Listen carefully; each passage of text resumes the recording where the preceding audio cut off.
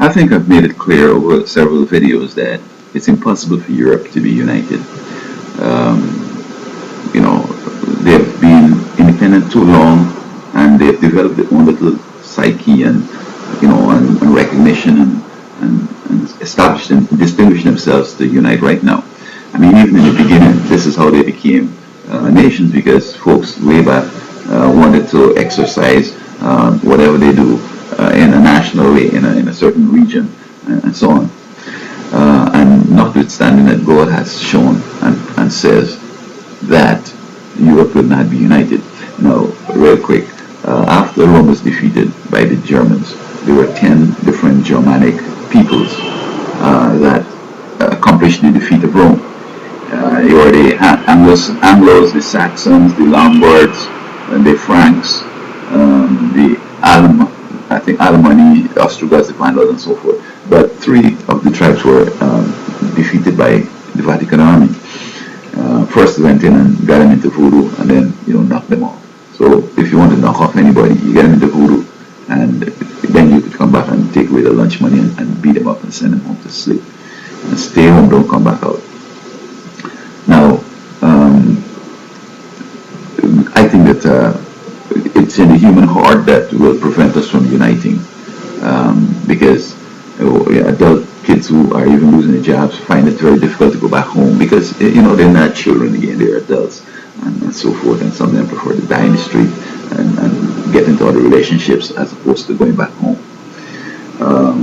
Notwithstanding, I think it's in the interest of the world, and God would ensure that it doesn't happen because, you see, the New World Order and other things want to bring the world together for their own purposes. I'm not getting into that today. But when you have a family, for example, of 10 kids, if the parents decided that they're going to be evil, then depending on the age of the kids, they will automatically be evil.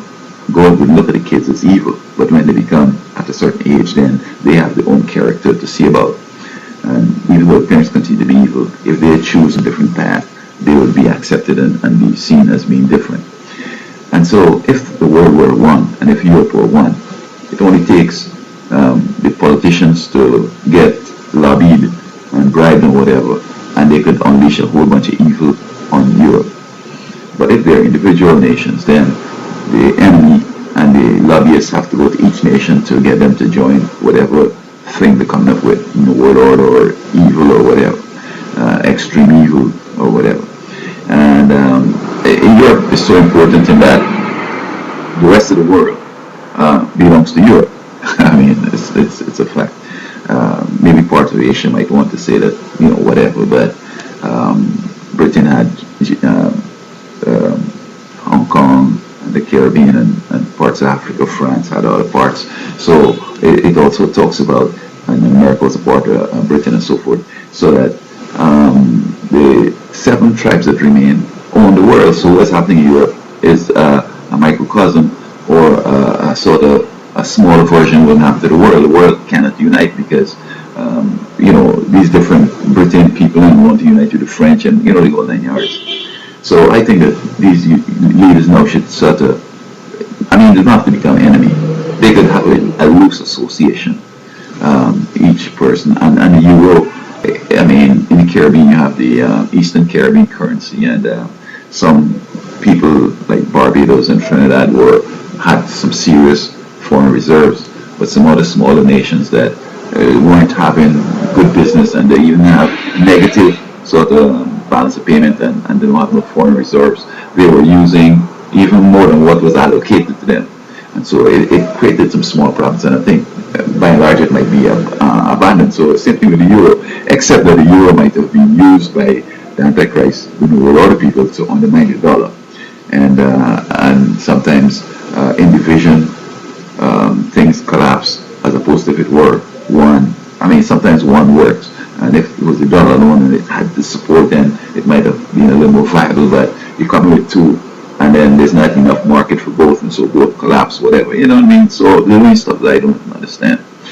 What I think Europe needs to be doing is this: forget the debt, okay? Create jobs, let people invest in the government, and create some some projects and stuff. And when people start to earn money and they pay taxes, then you'll be able to take care of your deficits in your budget and to pay down your debt. So they think as if there's going to be some magic debt solution and some big integration program. So I think it happened. You not only you integrated, and you will not be able to pay your debt if you don't have the economy moving. And I'm saying that I have a plan, but I'm not getting a chance and no traction to get it out there. But citizens could create jobs for themselves, and this is what we need in the world. I am not saying that my project or the world will not come to an end. This is a different story. God wants to take the people that are serving Him with Him. He wants to complete the program. He wants to end suffering and end evil. Okay, so it's going to come to an end whether the world collapses and we have a whole bunch of problems, or whether it's happy and moving along, it's going to come to an end. So that God did not give us the intention, the promise that we should give up.